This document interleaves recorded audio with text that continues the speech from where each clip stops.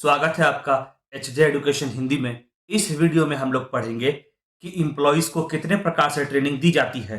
दूसरे शब्दों में एम्प्लॉयज को ट्रेन करने के लिए कौन कौन सा मेथड यूज होता है, इसे हम लोग इस वीडियो में डिस्कस करेंगे।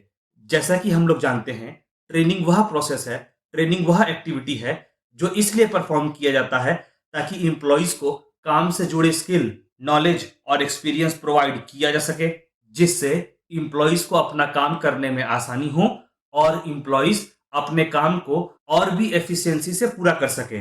जब कभी भी नया टेक्नोलॉजी या नया काम करने का तरीका सामने आता है तो ट्रेनिंग की आवश्यकता पड़ती है ताकि इम्प्लॉइज को नए टेक्नोलॉजी और नए काम करने के तरीकों से अपडेटेड रखा जा सके, इम्प्लॉइज को नया टेक्नोलॉजी और काम करने का नया तरीका सिखाया जा सके।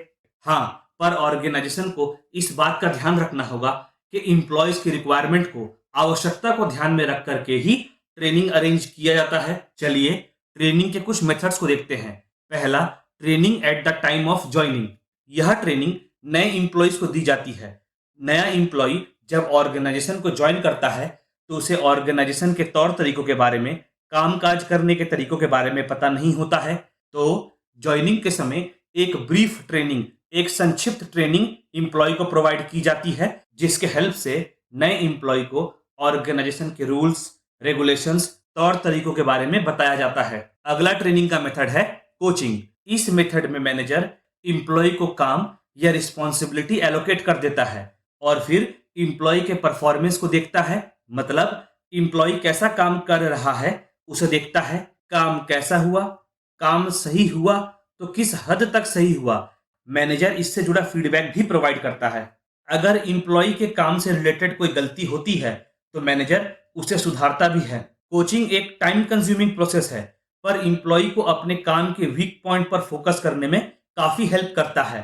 अगला मेथड है मेंटोरिंग। मेंटोरिंग की सहायता से इम्प्लॉयज के काम से जुड़े एटीट्यूड को डेवलप कराया जाता है। मतलब जॉब के प्रति अप्रोच, अपने साथ काम कर रहे कोलीग, सहकर्मी के प्रति बिहेवियर, ऑर्गेनाइजेशन के प्रति अप्रोच आदि को निखारा जाता है। ऑर्गेनाइजेशन के सीनियर इम्प्लॉय के द्वारा मेंटोरिंग प्रोवाइड किया जाता है। अगला मेथड है रोटेशन ऑफ द जॉब। इस ट्रेनिंग के मेथड में इम्प्लॉय को एक काम से दूसरे काम में या एक पोस्ट से दूसरे पोस्ट में ट्रांसफर किया जाता है। जब इम्प्लॉय को नए पोस्ट या वर्क में ट्रांसफर किया जाता है तो उसे नए प्रकार के कामकाज, नए प्रकार की जिम्मेवारियां निभानी होती हैं, जिससे वह तरह तरह के नए चैलेंजेस को फेस करता है और चैलेंजेस को ओवरकम करने का प्रयास करता है। इससे होता यह है कि एम्प्लॉय नए नए स्किल सीख पाता है और काम से जुड़ा नया नया एक्सपीरियंस गेन कर पाता है। अगला मेथड है अप्रेंटिसशिप। अप्रेंटिसशिप में नए अनएक्सपीरियंस्ड एम्प्लॉय को एक्सपर्ट के अंडर में काम करना होता है, एक्सपर्ट के गाइडेंस में काम करना होता है। अप्रेंटिसशिप का मेन ऑब्जेक्टिव, मेन उद्देश्य होता है एम्प्लॉय को काम से जुड़ा एक्सपीरियंस और काम से जुड़ा नॉलेज प्रोवाइड करना। ऐसा हो सकता है कि जब तक अप्रेंटिसशिप चलता है तब तक एम्प्लॉय को कुछ पैसे भी दिए जा सकते हैं। अगला ट्रेनिंग का मेथड है अंडर स्टडी। इस ट्रेनिंग के मेथड में सीनियर एम्प्लॉय अपने सबऑर्डिनेट को ट्रेनिंग प्रोवाइड करता है। सबऑर्डिनेट को अलग अलग प्रकार का प्रॉब्लम हैंडल करना होता है और उन प्रॉब्लम्स को सॉल्व भी करना होता है।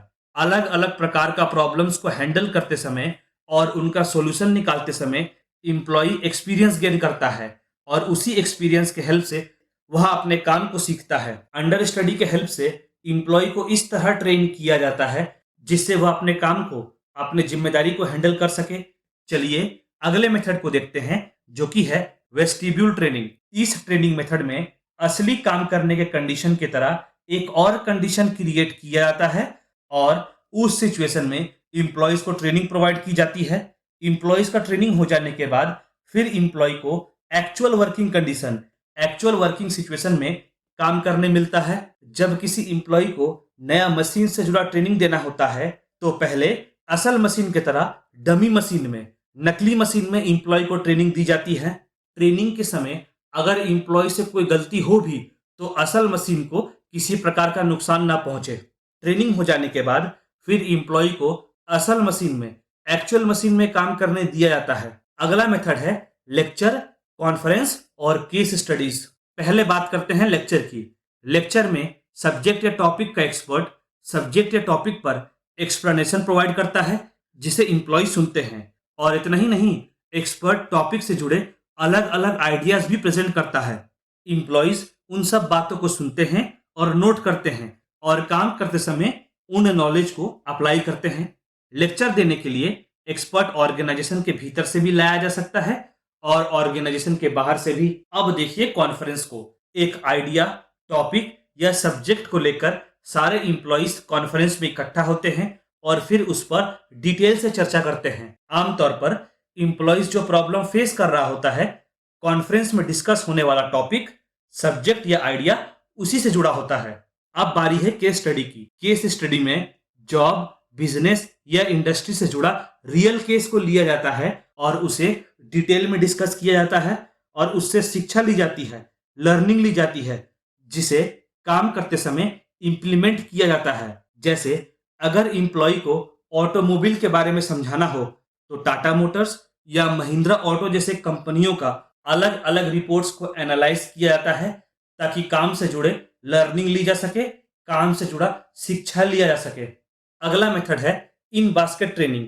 इन बास्केट ट्रेनिंग में इंप्लॉइज को बहुत सारे मेल, टेलीफोन कॉल्स, मेमोज आदि प्रोवाइड की जाती है और फिर उसके आधार पर उन्हें यह बोला जाता है कि दिए गए समय में काम को शेड्यूल करें और यह सोचें कि कौन सा काम पहले करना है और कौन सा काम बाद में परफॉर्म करना है। अगला मेथड है जॉब इंस्ट्रक्शन ट्रेनिंग।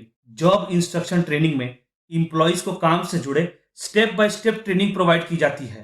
अब ट्रेनिंग प्रोवाइड करने वाला मैनेजर भी हो सकता है और इंप्लॉय के साथ काम करने वाला व्यक्ति भी पुराने इंप्लॉय को नए टेक्नोलॉजी को समझाने के लिए जॉब इंस्ट्रक्शन ट्रेनिंग का प्रयोग किया जा सकता है। अगला मेथड है सेंसिटिविटी ट्रेनिंग।